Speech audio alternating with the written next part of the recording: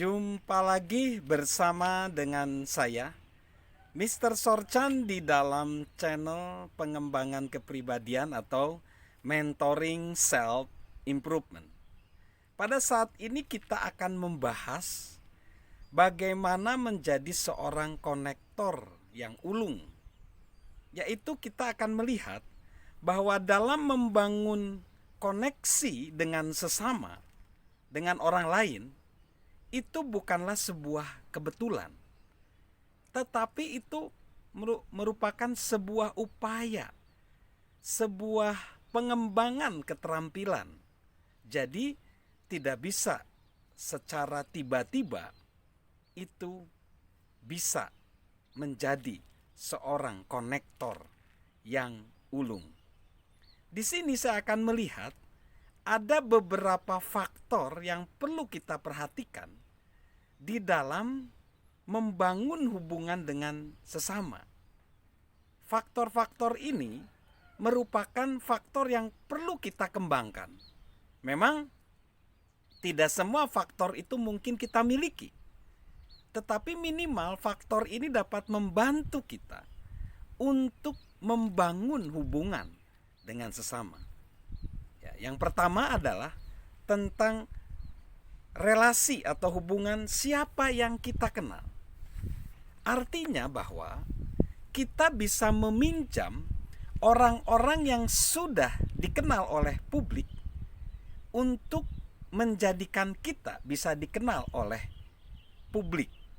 Contoh misalnya di Amerika ada seorang doktor di bidang psikologi bernama Bill McGraw. Dia punya gelar doktor atau S3 di bidang psikologi. Lalu ada lagi Dr. Mehmet Oz. Dia seorang dokter spesialis bedah jantung dan juga dosen atau profesor di Columbia University. Mereka menjadi terkenal karena mereka dikenalkan oleh Oprah Winfrey. Sejak mereka kenal dengan Oprah Winfrey, maka kedua tokoh ini, kedua orang ini, McGraw dan Oz, Dr. Oz, jadi dikenal. Istilahnya bahwa mereka meminjam kepada orang yang lebih dulu dikenal. Jadi kita bisa membangun hubungan dengan orang lain dengan siapa kita kenal.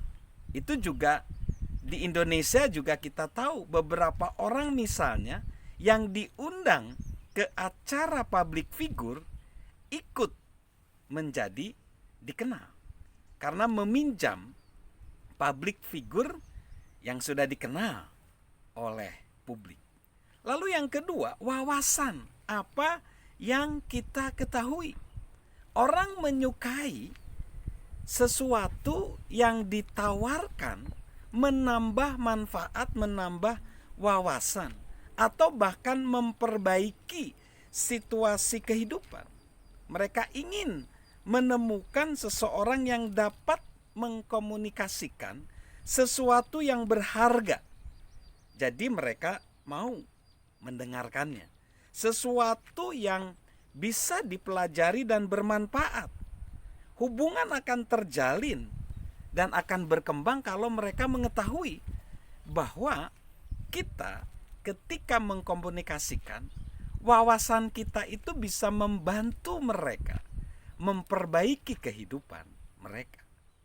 Lalu yang ketiga, yaitu keberhasilan apa yang telah kita lakukan.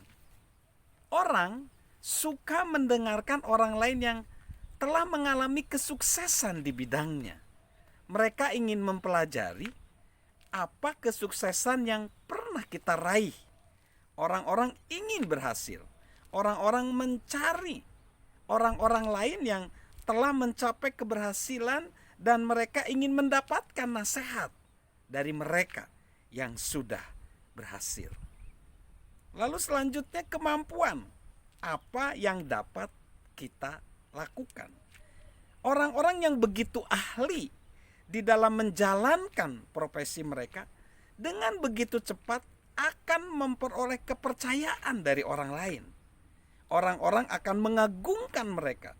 Orang-orang ingin menjadi seperti mereka. Dan mereka betul-betul merasa terhubung. Ketika mereka berbicara, orang jadi mendengarkannya. Bahkan jika keterampilan mereka tidak berhubungan dengan nasihat yang mereka berikan. Maksudnya apa? Misalnya seorang profesional pebola basket Michael Jordan, dia mendapatkan penghasilan lebih besar dari iklan daripada permainan kontrak-kontrak sebagai pemain bola basket. Mengapa demikian? Walaupun iklan atau produk yang dia perankan atau menjadi bintang iklan tidak berhubungan dengan produk itu, jadi terhubung.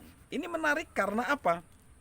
Keahlian di dalam suatu bidang akan menjalin hubungan dengan audiens karena keahlian mereka.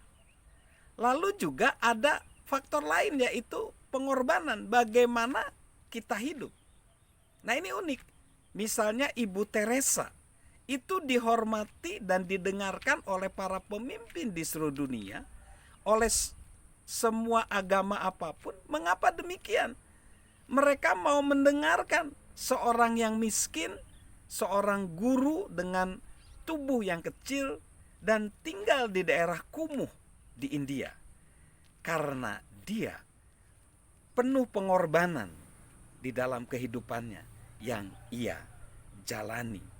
Jadi orang juga akan terinspirasi kalau misalnya mendengar kisah-kisah yang betul-betul penuh dengan pengorbanan dan penderitaan. Bisa saja juga kita menjadi orang yang positif dan rendah hati di tengah kesulitan-kesulitan hidup. Mungkin orang lain akan mengagumi kita ketika kita bisa keluar dari kesulitan itu dan menjadi inspirasi bagi orang lain. Nah, kelima faktor ini sebenarnya hanyalah satu permulaan atau bisa menjadi bahan-bahan yang digunakan untuk kita terus mengembangkan bagaimana kita bisa menjalin hubungan dengan orang lain. Tetapi pada intinya adalah bahwa kita harus mengambil apa yang kita miliki dan menggunakannya untuk menjalin hubungan dengan sesama. Jadi semakin banyak faktor yang kita miliki, semakin baik kita menggunakannya. Semakin besar kesempatan untuk kita menjalin hubungan dengan orang lain. Jadi kita dapat menjalin hubungan dengan orang lain ya, dengan apa yang kita miliki. Kita tidak perlu muluk-muluk, tetapi semakin banyak yang kita miliki dari faktor itu, kesempatannya akan semakin besar.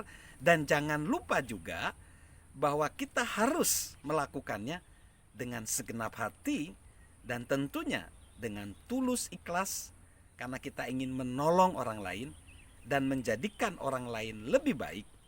Dan bahkan jangan lupa juga peran kita ingin menjadikan pribadi, keluarga, komunitas, dan Indonesia yang menjadi lebih baik. Salam konektor dari saya, Mr. Sorchan.